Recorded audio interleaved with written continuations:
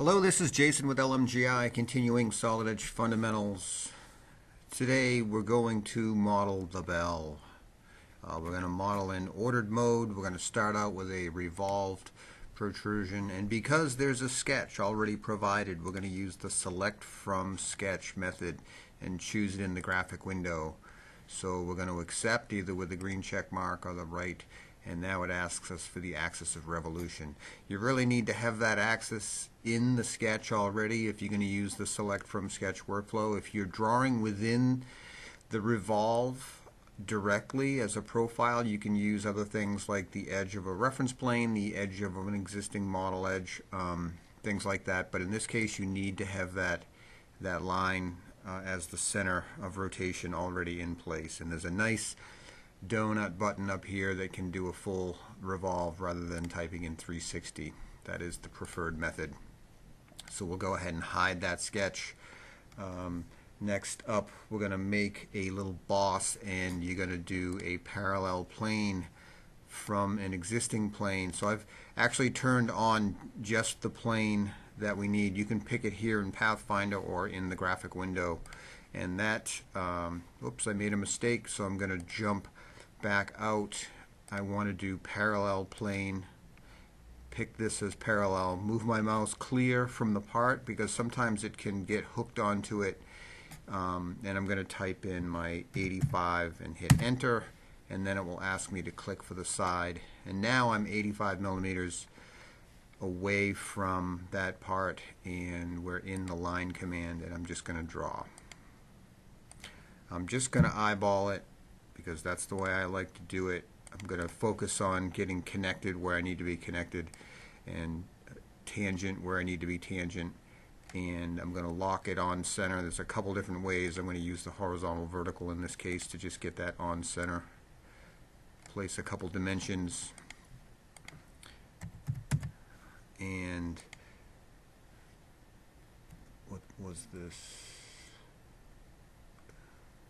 51. There we go. So we're gonna return from our 2D, continue, because this is an open profile. We didn't draw that little line across the bottom. It needs to know where the material is on which side. Now this little red arrow might show up in different places depending on the order that you drew your profile. So that's the side step, and then you just really want to make sure you point the extent towards the model. In this case, we're using through next, which makes a lot of sense. It's just going to hit the next piece of geometry and stop. So I'm going to click. If it looks good in the light blue preview, usually just click.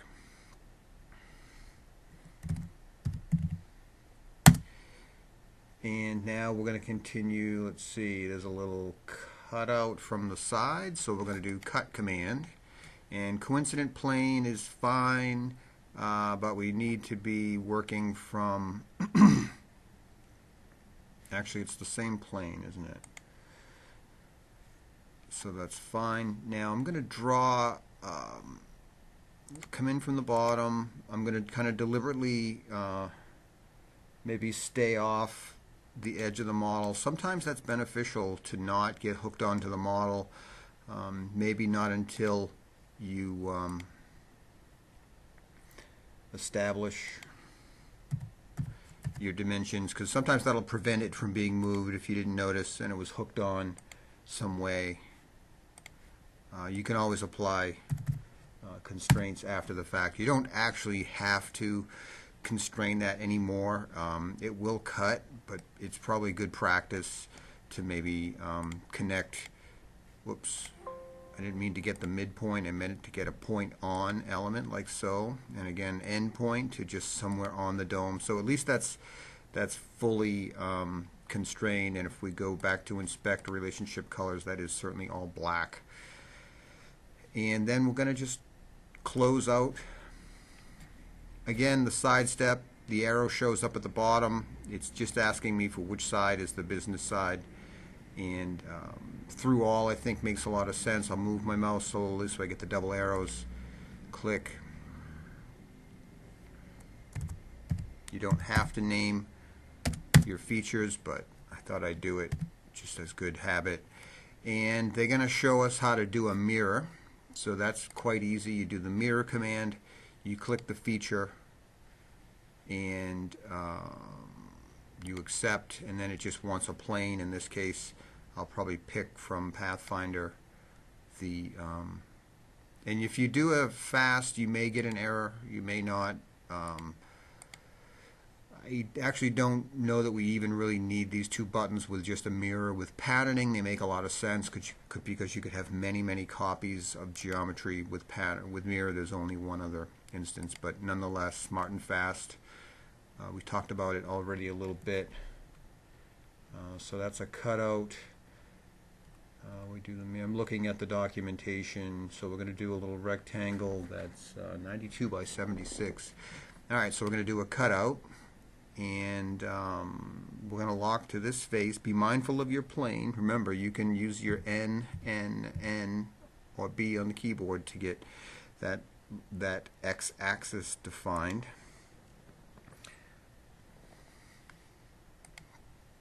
I think a rectangle by 2 points will work really well here. Now I definitely want to be hooked onto the bottom, but I want to be careful I don't hook onto one of these edges, because that'll prevent me from editing it specifically to the dimension that I want. But I do want it to be centralized, so there's a couple of different ways to skin that cat. I could connect the midpoint to this, to just somewhere on this axis, and that'll shift that over. That works pretty well. And I'm going to do smart dimension, and that was a 92, and this one was a 76. And you see how if we had hooked onto that edge, it would have prevented us from editing that to the exact size that we wanted. The book is hard to tell looking at the book. So this is going to be a cut. We're just going to make sure we point that through, and if it looks like that'll work, just accept through it. And what's up next? A little bit of rounding with 10. I usually save my rounding for last, but that's totally up to you. The book has us do it right off the bat, which is fine. And I'm just going to right click through that, and so I didn't get the 2, so we're going to come back. I could continue and do a secondary round, but I'm going to maybe do something a little more interesting. I'm going to edit the definition of that round, and I'm going to add edges that I neglected to get the first time. So now they're all contained within that one feature. Totally up to you. You could do separate features if you want to. Now we're going to do a revolved cut according to the book, and it's going to be coincident to this center plane. We need to make a copy of an edge and offset it 6.5, and then we're going to draw a couple lines. So we're going to use the project to sketch command, and we'll grab I don't want single face, I believe I want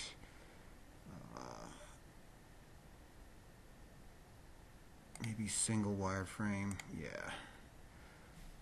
Oops, I forgot to check my option, so I'm going to go do it again. Project to sketch, offset, and then I click the edge, and then I get to give it a value, and it was 6.5. Move the mouse, and I'm 6.5 in. So now a couple of lines, they said. I forget what the dimensions are. I'm just going to draw them, and we can trim them after we dimension them. 41 and 85.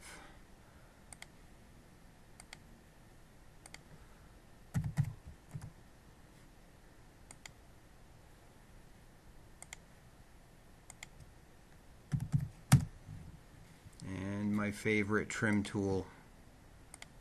Just trim the tails off of that. And they left these undefined, which is fine. You could put a dimension on them if you really wanted to, you know, feel comfortable that this is fully controlled. Not necessary unless you make some drastic changes. Working very quickly, I forgot to do my axis of revolution. This little assistant is kind of reminding me, and that's fine. So you choose this tiny little button up here, axis of revolution, needs to be this center axis. So you see the workflow is a little different than what we did earlier. We did select from sketch, and the axis was actually on the command bar because the sketch was already in place. Here we're drawing in the profile environment with kind of within the command. So we pick it in that profile environment instead of out on the main command bar. So sidestep, in this case, I think we're going to do a symmetric, so it goes a little bit both ways, and we want 30, and that looks pretty good. Sometimes if you're not sure, just type something in that's close to get it to succeed, because you're kind of in limbo there. It's waiting for you to give it an extent. And there's the bell. Looking pretty nice, I think.